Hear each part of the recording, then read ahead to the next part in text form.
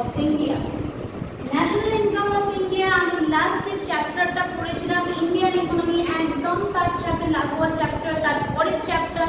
এখানে আমরা concept clear করবো ন্যাশনাল ইনকাম সম্বন্ধে। আমাদের ন্যাশনাল ইনকাম কিভাবে আসছে, কিভাবে হচ্ছে, কি কি মেথড আছে এগুলো ক্যালকুলেশন করার জন্য, কি কি টাইপ আছে ন্যাশনাল ইনকামের, মেজার করার জন্য আমরা কি কি মেজারমেন্টের জন্য কি কি জিনিস ইউজ করে থাকি, ক্যালকুলেশনের জন্য কি কি মেথড ইউজ করে থাকি, এটাই আমরা এই চ্যাপ্টারে করবো ন্যাশনাল ইনকাম।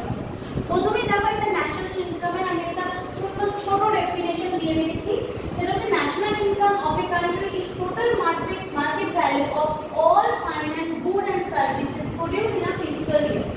আচ্ছা, ন্যাশনাল ইনকাম কি? ন্যাশনাল ইনকাম অফ কান্ট্রি কি হচ্ছে যে একটা দেশের মধ্যে, টেরিটরি, একটা দেশের মধ্যে বা একটা টোটাল একটা কান্ট্রির মধ্যে যে ফিজিক্যাল ইয়ার একটি বছরের মধ্যে কতটা গুডস এন্ড সার্ভিসেস প্রডিউস হচ্ছে সেটাকেই আমরা ন্যাশনাল ইনকাম বলে ধরি। আমাদের ন্যাশনাল ইনকামের ব্যাপারে জানাটা কেন দরকার? Policy formulation. কারণ একটা দেশ চালাতে গেলে সেখানে ইনকামের ওপর নানা রকম পলিসি আসবে, সেই পলিসিগুলোকে আমাদের জানতে হবে বা সেই পলিসিগুলো মেক করতে হবে যাতে ইজিলি একটা কান্ট্রির ইকোনমি চলতে পারে। সেকেন্ড পয়েন্ট কি? Effective decision making. যদি আমরা যদি নাই জানি যে আমাদের দেশ লাস্টে আমাদের ইকোনমির অবস্থা কিরকম ছিল, খারাপ ছিল না ভালো ছিল, তাহলে আমরা ডেভেলপ করবো, যে ডেভেলপ হবে, যে গ্রোথ হবে, এটা আমরা বুঝবো কি করে? আচ্ছা, ইন্টারন্যাশনাল ইকোনমিক কম্পিটিশন। আমরা যদি আমার নিজের দেশে ন্যাশনাল ইনকাম সম্বন্ধে না পরিচিত থাকি, না ক্যালকুলেটেড থাকি, তাহলে আমরা বুঝবো কি করে অন্যান্য দেশের তুলনায় আমরা কতটা পিছিয়ে আছি বা কতটা এগোচ্ছি বা প্রত্যেক বছর কতটা গ্রোথ হচ্ছে। ঠিক আছে, এটা গেল। এবার আমরা একটা ছোট টপিক ন্যাশনাল ইনকামের একদম যে মেন টপিক, যেটা মেজার্স অফ ন্যাশনাল ইনকাম, সব থেকে ইম্পর্টেন্ট টপিক আমাদের ইকোনমির মধ্যেও বটে, আমাদের ন্যাশনাল ইনকামের মধ্যে তো অবশ্যই ইকোনমির সব থেকে ইম্পর্টেন্ট টপিক। আর অনেকেরই এটা ভুলিয়ে যায় কি, সেটা মেজারমেন্টের জিডিপি, জিএনপি, এনএনপি, এনডিপি, আরো কয়েকটি ভাগ আছে, কিন্তু এগুলো মেন মেজারমেন্ট স্কেল হিসেবে। হ্যাঁ, তো এগুলো সম্বন্ধে আমরা জানবো যে ন্যাশনাল ইনকাম এগুলো দিয়ে কি করে ক্যালকুলেট হচ্ছে। আচ্ছা, জিডিপির আরো দুটো ভাগ আছে, রিয়েল আর নমিনাল। এগুলো সম্বন্ধে জানবো যে জিডিপি কি, তার আবার দুটো ভাগ, রিয়েল জিডিপি কি, নমিনাল জিডিপি কি, জিএনপি কি, এনএনপি কি, এনডিপি। এনএনপির ব্যাপারে আমি আগের লেকচারে বলেছিলাম, যারা দেখোনি তারা অবশ্যই আগের লেকচারটা দেখে এসো, আর একটু আমি সেই টার্মসগুলো ইউজ করবো, তো প্রবলেম হলেও হতে পারে। তোমরা অবশ্যই আগের ক্লাসটিকে দেখে তারপর এই ক্লাসে এসো। এনএনপির ব্যাপার আরো ডিটেইলসে জানবো, এনডিপি কি, এগুলো দেখবো। ঠিক আছে, চলো। আচ্ছা, জিডিপির ক্ষেত্রে জিডিপি কাকে বলছে দেখো, the total value of all financial good and services produce within the boundary of country during a given period of time. মানে কি জিডিপি মানে কি বোঝাচ্ছে? জিডিপি মানে হচ্ছে যে একটা বাউন্ডারির মধ্যে এক বছরের মধ্যে যে গুডস অ্যান্ড সার্ভিসেস প্রোডাকশন হচ্ছে। ঠিক আছে, তোমরা তো বলবে যে ম্যাম এটাই তো ন্যাশনাল ইনকাম, আপনি তো ন্যাশনাল ইনকাম সেম কথাই বলেছেন। দেখো, একটা জিনিস তোমাদের খুব ক্লিয়ার রাখতে হবে যে জিডিপির ক্ষেত্রে কিন্তু কোনো র ম্যাটেরিয়ালসকে আমরা ধরবো না।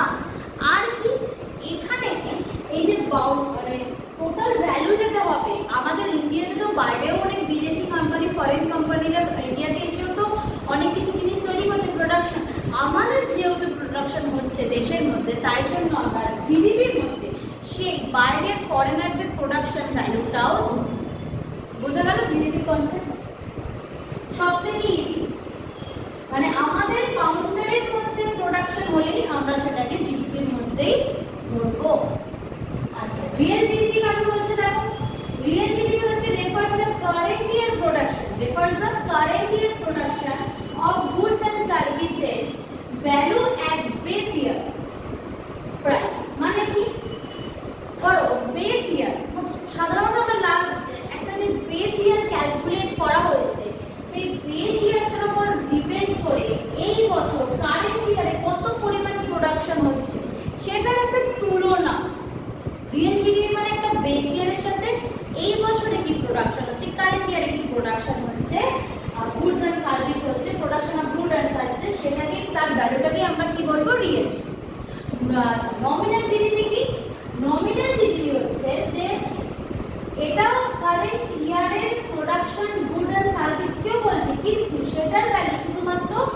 ভ্যালু অফ কারেন্ট ইয়ার, এটা যেরকম বেস ইয়ারের সাথে একটা তুলনা হচ্ছিল, এটা value of current year. Current year হলো কারেন্ট ইয়ার, এইটা নমিনাল ছিল, ঠিক আছে? এটা ছিল জিডিপি কনসেপ্ট।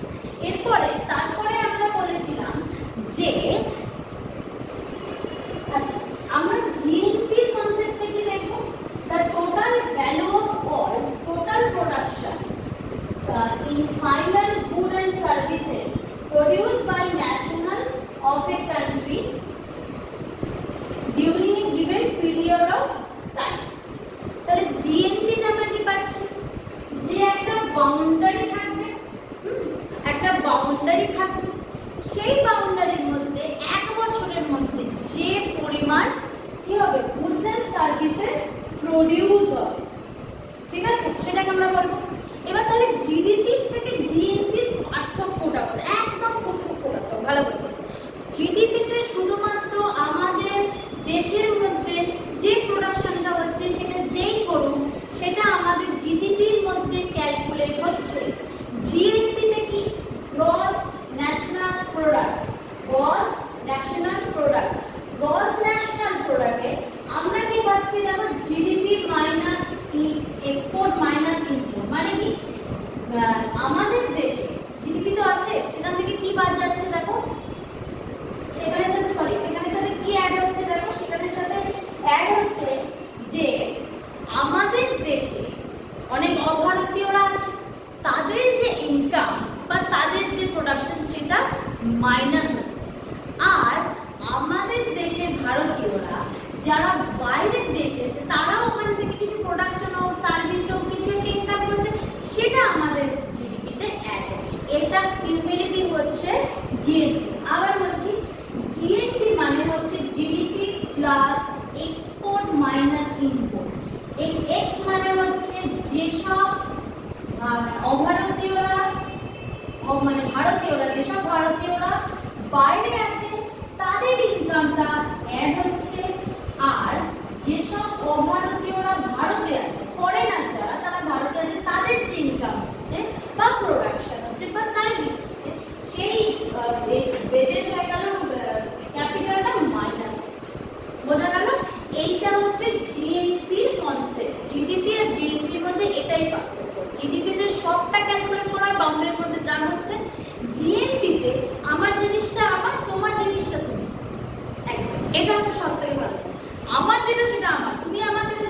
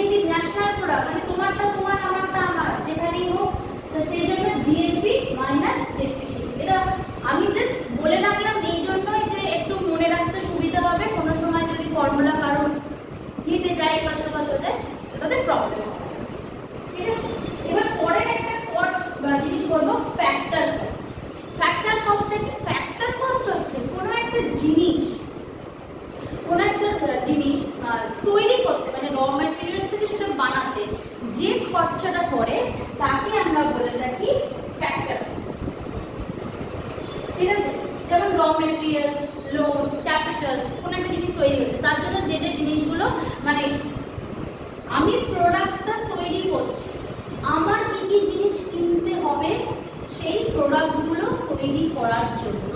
বুঝতে পারলাম? আমি একটা জিনিস, আমি একটা গাড়ি বানাচ্ছি, সেই গাড়ি হোক বাড়ি হোক, সেই বাড়িটা বানানোর জন্য আমার কতটা ইট লাগলো, কতটা বালি লাগলো, কতটা সিমেন্ট লাগলো, হ্যাঁ আমাকে লোন নিতে হলো কিনা, এই যে জিনিসগুলো, এইগুলো হচ্ছে আমার ফ্যাক্টর কস্ট। আচ্ছা, ফ্যাক্টর কস্ট যখন বললাম তাহলে মার্কেট কস্টটা বলতে হয়। মার্কেট কস্ট কি? মার্কেট কস্ট হচ্ছে এই যে ফ্যাক্টর কস্টটা হলো, তার সাথে ইনডাইরেক্ট ট্যাক্স যখন অ্যাড হচ্ছে তখন আমরা তাকে বলছি মার্কেট কস্ট। আচ্ছা, ইনডাইরেক্ট ট্যাক্স যখন বলছি তখন আমরা তাকে বলছি মার্কেট কস্ট। এবারে একটা জিনিস আসতে পারে যে তাহলে ইনডাইরেক্ট ট্যাক্স কি আর ডাইরেক্ট ট্যাক্স?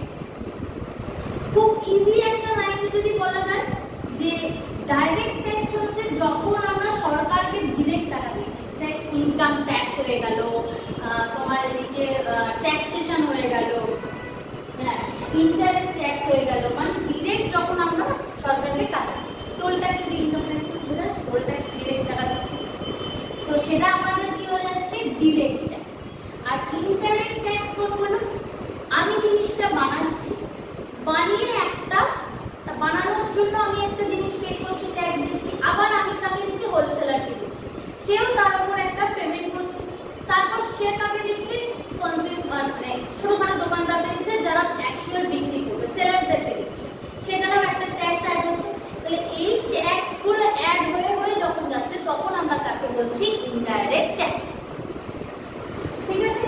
তাহলে direct tax, indirect tax, factor cost, market cost বোঝা গেল। এবার এই মার্কেট কস্ট, ফ্যাক্টর কস্ট আমি বললাম কেন? চলো এনআইএফসি লাস্ট কনসেপ্ট, আমাদের লাস্ট বড় লাস্ট কনসেপ্টটা একটু দেখে নেবো। এনআইএফসি কাকে বলছে? এফসি মানে ফ্যাক্টর কস্ট, এটার ব্যাপারে আমি বলে দিয়েছি। National income at factor cost কাকে বলছে দেখে দেওয়া যাক।